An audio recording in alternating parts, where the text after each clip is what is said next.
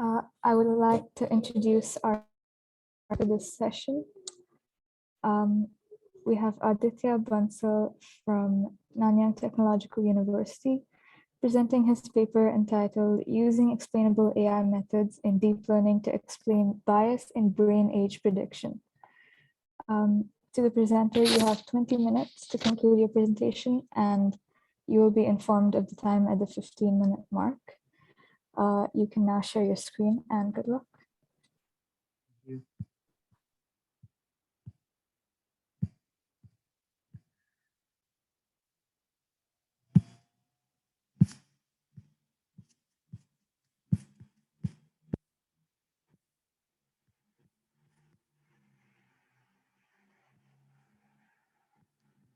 Okay, good afternoon, everyone.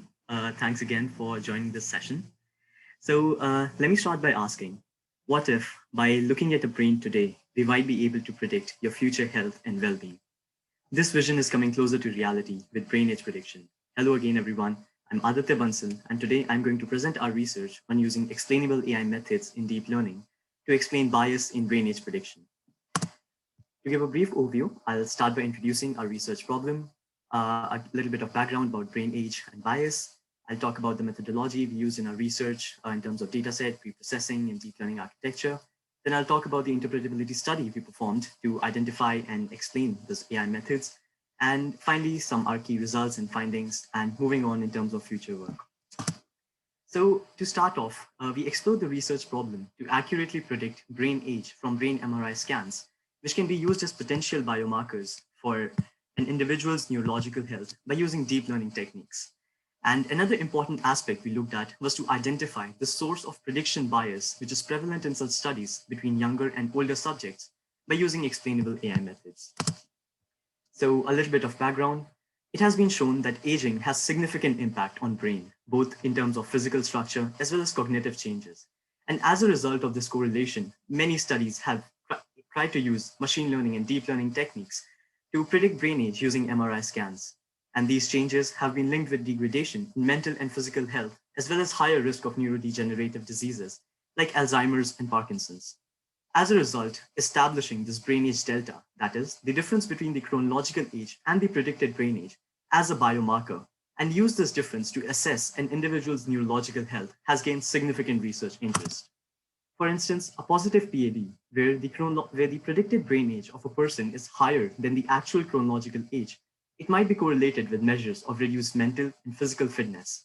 On the other hand, if a person has a negative PAD, that is, their predicted brain age is less than the actual chronological age, it might be associated with higher educational attainment and increased physical activity. Now, having talked about brain age prediction, a long-standing problem in such studies is that there is an overestimation in younger age groups and an underestimation of age in older age groups. This is observed universally across all studies in brain age prediction. And in the literature, a number of data-dependent and model-dependent reasons have been attributed. For instance, there might be a skew in the data or the use of one model as opposed to other as the reason for such a bias. However, and several adjustments methods like a simple linear regression model or using chronological age as a probing prediction bias. However, to reiterate, the source of bias still largely remains unknown, and there's no clear explanation of its origins in the literature. So moving on to the methods we used, I can broadly categorize the methods into the data set acquired, the pre-processing methods used, which I'll talk about in a moment, the deep learning architecture, maybe for the benefit of those unfamiliar with deep learning, as opposed to a traditional machine learning method where we need to manually engineer the features as inputs to the model. Deep learning aims to extract those features using a neural network of multiple layers, and eventually by using maybe a fully connected layer or some probability function in terms of classification, aims to make the final predictions.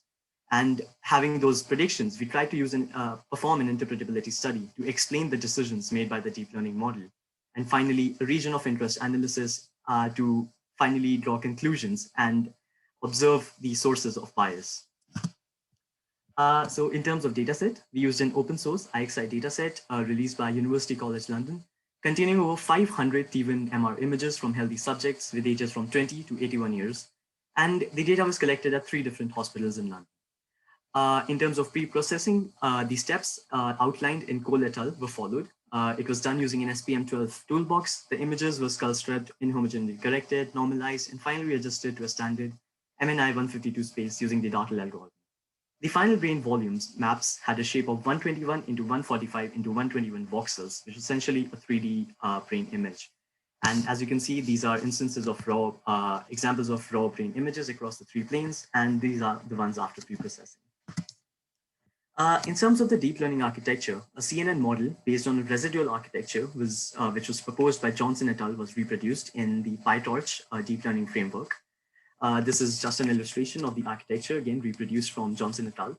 So the model had 5 residual blocks, and each block had a convolutional 3-dimensional layer, a batch renormalization layer, and an LU activation function. And each layer was followed by a max pooling layer, and finally, one fully connected block to make the final prediction. So approximately, there were about 2.2 million trainable parameters in the whole model. In terms of training, an 80-20 train test split was used. The Elvin loss, He initialization strategy, and Audum optimizer were used. An early stopping with the patience of 100 epochs was implemented. So basically, if the loss did not decrease till for 100 consecutive epochs, the training would stop. And in terms of training, these are the system specifications, which took about 2.5 hours to train the model. Moving on to the interpretability study. So we use 3 different explainable AI methods. To maybe just give a brief introduction, explainable AI methods from the context of computer vision tries to attribute the contribution of each input feature to the output of a model. So for instance, in our case, we have a 3-dimensional brain MRI with certain number of voxels, and the model makes a certain prediction. So these methods aim to evaluate the contribution of each voxel to the final prediction. And these are some of the methods. So guided backpropagation is a primary attribution method, which was used to evaluate the contribution of each input feature. GradCam is a layer-wise attribution method, which evaluates the contribution of each neuron in a given layer. So this is typically implemented in the last layer of the neural net. And intuitively, after a number of subsampling, maybe due to max pooling, the dimensions of the input to that particular layer reduce drastically. And as a result, you can observe here, we have coarser attributions as opposed to sort of fine-grained attribution in guided backprop. And finally, guided GradCam was used to combine these 2 methods by computing the element-wise product of guided backprop and unsampled GradCam attributions. So in a way, we were able to combine the fine-grained attributions achieved by backpropagation and the class discriminative features of GradCam in guided GradCam. ROI analysis. So having done this, having achieved those attribution maps from the explainable AI methods, a region of interest analysis was performed on each image to isolate the voxels within a certain region. So how this is done is using an atlas-based structural ROI approach. So basically, we use a Hammer's atlas, which parcellates the brain into 95 distinct regions. So what a brain atlas does is basically divides the whole brain into different segments. And we can see which voxel belongs to which region in the brain. So essentially what we had was 95 different masks for each anatomical region. So basically, if let's say I have a frontal lobe, I had a mask for that particular region. And when I apply that mask onto my attribution maps, we had the attribution of that particular region. So in other words, we were able to get the attribution of each region in the brain onto the final prediction. And the way we used to compute the attribution score for a region was taking the summation of the attributions of all the voxels. We normalized the scores across the voxels and also using a threshold to filter out the unactivated voxels from the ROI analysis. In terms of the results we were able to get. So our CNN model was able to perform well, even on a small training data set. So we were able to achieve a mean absolute error of 5.1 years in the validation set and 5.14 years in the test set, and a correlation of 0.889 and 0.846. Now, if we compare them against the original results reported by Johnson et al. By using the same architecture, we are off by 1 year. However, it is important to note that the authors in the original paper used a much larger data set, or the UK Biobank data set, which had over 10,000 MRI images, and the IXI data set had just over 500. So despite of that, we were able to achieve significant results. And another point I'd like to highlight over here is the presence of bias in these predictions as well. So the red line over here indicates the 45-degree line, which is where the chronological age is equal to the predicted age. and the green line is the line of best fit for our predictions. And as you can observe, for younger ages, there is an overestimation. That is, the predicted age is more than the actual age. And in the older ages, there is an underestimation, where the predicted age is less than the actual age. Note these are healthy subjects, so ideally we want these two lines to intersect and have as accurate predictions as possible. And a similar observation was made in the validation set. Moving on, the second observation is frontal and temporal lobes are the most critical regions for making brain age predictions. So these plots show the mean attribution scores for different brain regions across different age groups. So these are the top 4 regions. And as you can observe, the frontal and temporal lobe had the highest mean attribution scores across the regions. And another interesting observation to make over here is as we go across the ages to older ages, the score of temporal lobe begins to increase as opposed to the frontal lobe at a point where it begins to be greater than the frontal lobe. And a similar observation can be made in the test set where the frontal and temporal lobes had the highest mean attribution score in the final brain age prediction. Finally, so this brings me to sort of my third observation, which is that there's a marginally higher contribution of temporal lobes in brain age prediction for higher ages as opposed to younger ages. So another analysis we performed was to categorize the subjects into 3 different categories. One was a predicted age difference of less than 1, a predicted age difference of more than 1, and within -1 to 1, which we assume to be a tolerable range within to make accurate predictions. So again, over here, where in the cases of underestimation and overestimation, where there is a bias, we observe a higher role of frontal lobe as opposed to temporal lobe, in contrast to the ones where within an acceptable range, where the temporal lobe had a higher contribution. However, it is important to note and observe that these, if these observations are significant or not. So we performed a Wilcoxon rank sum test to see the p-values between different pairs of regions, and all the regions had significant difference except for the temporal and frontal lobe, where the p-values were greater than the confidence level of 0.05, rendering the differences between these 2 regions insignificant. So these were the primary results we were able to observe. And in terms of future work, this study was performed on a smaller IXI dataset, and which can be extended to maybe a larger dataset like the UK Biobank. And secondly, the ROI analysis can be done at a more granular level, further bifurcating the brain regions into several constituent parts. So for instance, instead of categorizing the whole frontal lobe or the whole temporal lobe, we can look at specific regions within those temporal and frontal lobe, for instance, the different gyri within the region. And thirdly, architectural changes into the deep learning model can be made based on these insights from the interpretability study. So for instance, in a study performed by K.M. Vinci and colleagues, they had used a batch-based approach to make the predictions. So what they did was, by taking a brain MRI scan, they took different patches and trained separate deep learning models for all the patches. And then they used an ensemble approach to combine those results. So how this could be implemented in our study is by using the interpretability study, that is identifying the regions which are most important in the prediction and combining them and using those to make the predictions. However, one caveat we need to be cognizant of in this scenario is that it might be possible that since these regions have a higher score, these are the regions that might have led to the bias. So if we start focusing on those regions, we might actually amplify those bias.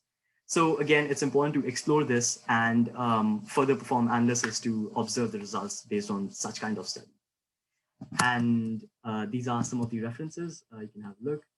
And yeah, I think that's all I had to present. I'm extremely confident soon we'll be able to make accurate predictions and unbiased predictions and eventually contribute to improving the well-being of our society as a whole. So thank you so much for listening. I'll be happy to answer any questions.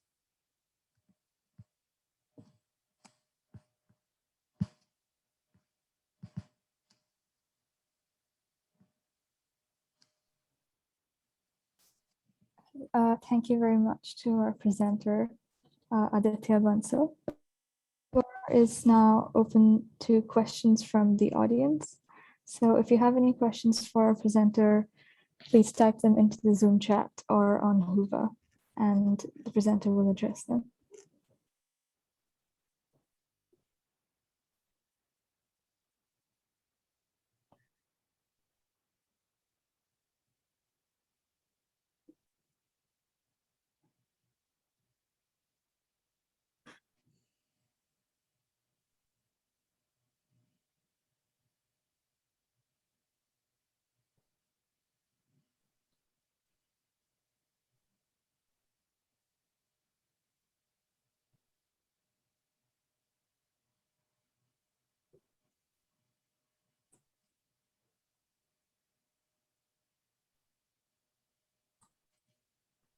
we have a question.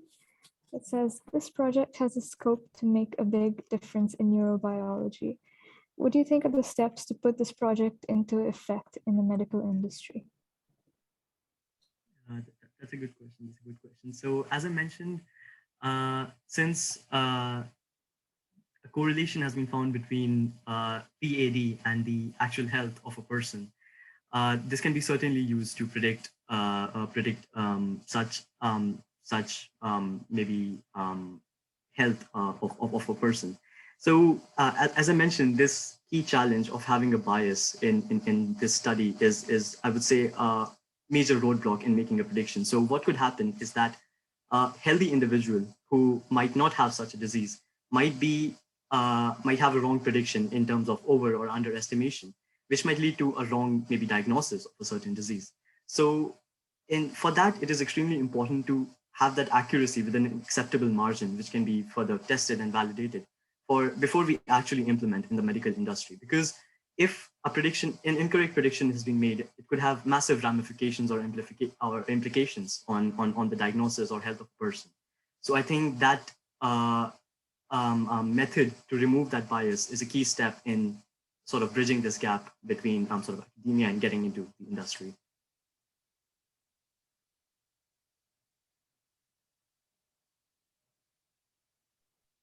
Thank you for your answer. Again, if any audience members have questions for our presenter, please type them into the Zoom chat.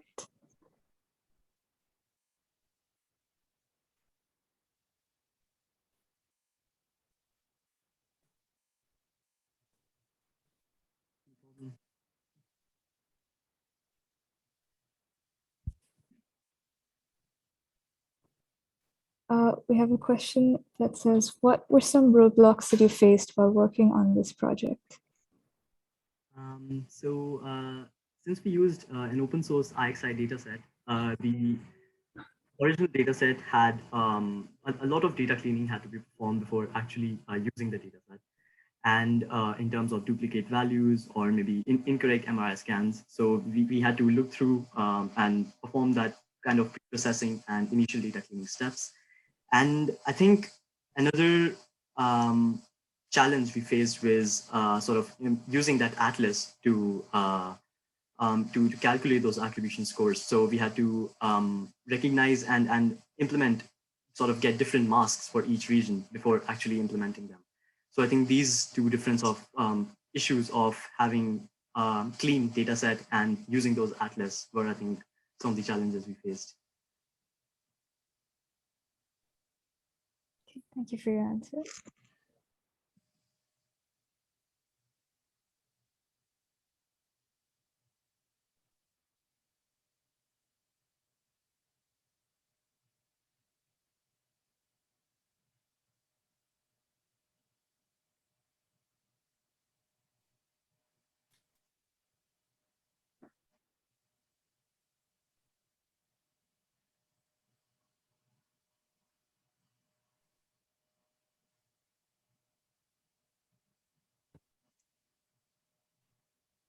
We'll wait for around 5 more minutes to see if any other audience members have any questions.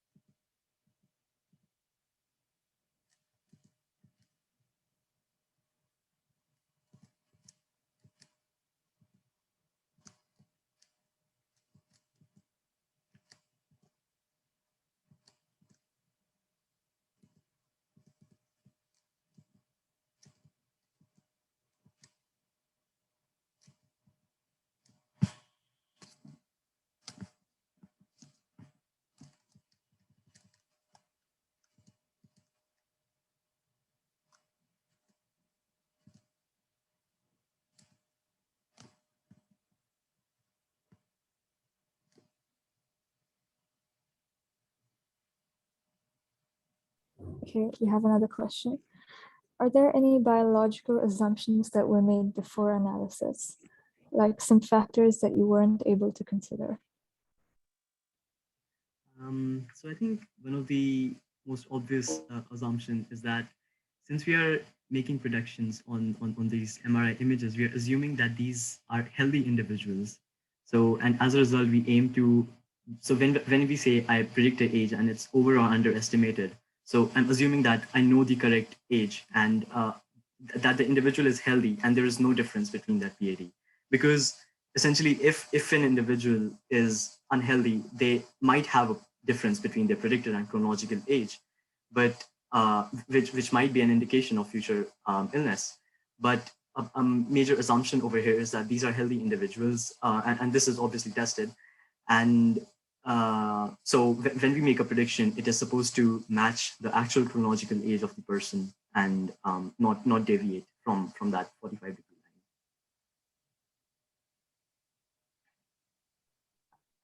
Thank you for your answer. We'll wait around 2 more minutes for more questions from the audience. Sure. Thanks. Thank you.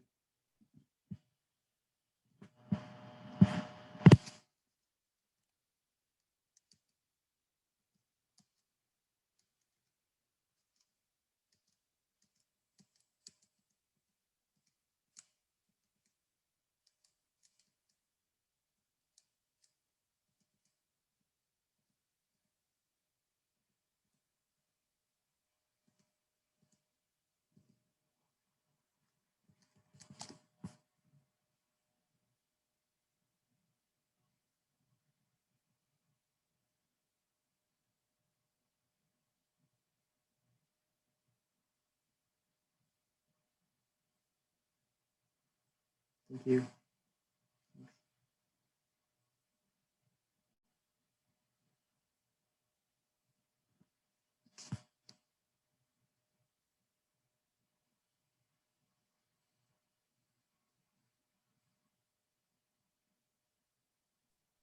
So if we don't have any more audience questions, we have come to the end of our time. Thank you very much to our presenter, and thank you to the audience as well for attending and participating. Our next event is another student presentation at 3. So if you wish to attend that, please head to Huba to find the appropriate Zoom room. Once again, thank you all for attending, and goodbye. Thank you.